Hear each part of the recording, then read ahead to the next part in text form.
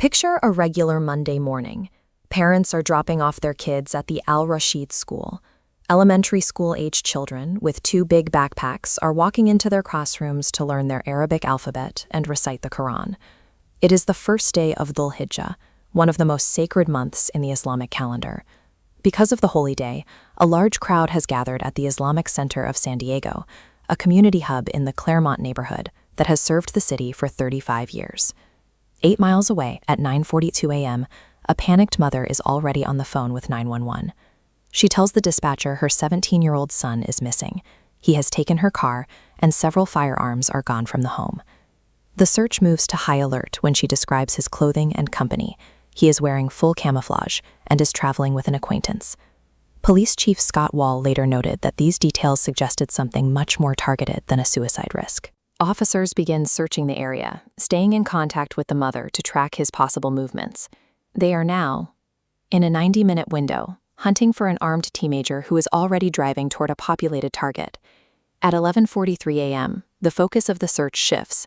The 911 calls are now coming from the Islamic Center, reports of an active shooter. The suspects are identified as 17-year-old Kane Clark and 18-year-old Caleb Vasquez. Both are local teenagers. Clark was just weeks away from his high school graduation. Inside the BMW, investigators find a gas can with a Nazi sticker, a suicide note, and the weapons. The note details racial pride, and hate speech is etched into a firearm. Chief Wall confirmed this points to generalized hate. Despite the early warning from the mother and the active police search, the shooters reached the mosque parking lot before the intervention could take place. The first police officers arrived in 4 minutes. In a mass shooting, 4 minutes is a rapid response, but it still leaves a window where a community is forced to rely on whoever is already on the ground. That person was Amin Abdallah. He was a father of 8 children and worked as the security guard for this mosque for over a decade. When the armed teenagers arrived at the gate, Amin did not retreat. He intercepted them at the entrance, keeping the threat contained to the front of the complex, away from the school where children were in lockdown. Amin and 2 school staff members were killed in the exchange. However, his actions prevented the gunmen from entering the building, forcing them back toward their vehicle. The suspects fled, firing at a nearby landscaper before stopping their car a quarter-mile away. Both died from self-inflicted gunshot wounds before police could make contact. When the timeline of a police response cannot close the gap, the final defense often comes down to the individual choice of a person like Amin Abdallah to stand their ground. In the hours that followed, aerial footage showed lines of young children holding hands as they were led through the parking lot.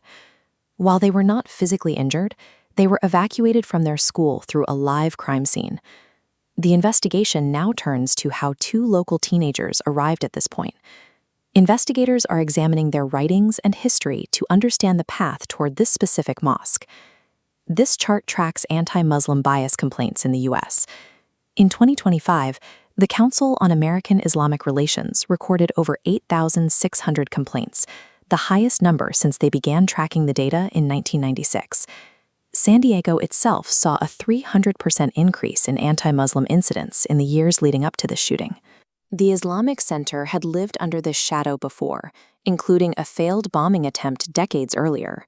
Community leaders argue that this environment is not accidental. They point to the normalization of anti-Muslim language in public discourse, suggesting that when religious groups are dehumanized, it provides a foundation for individuals to act on that hostility.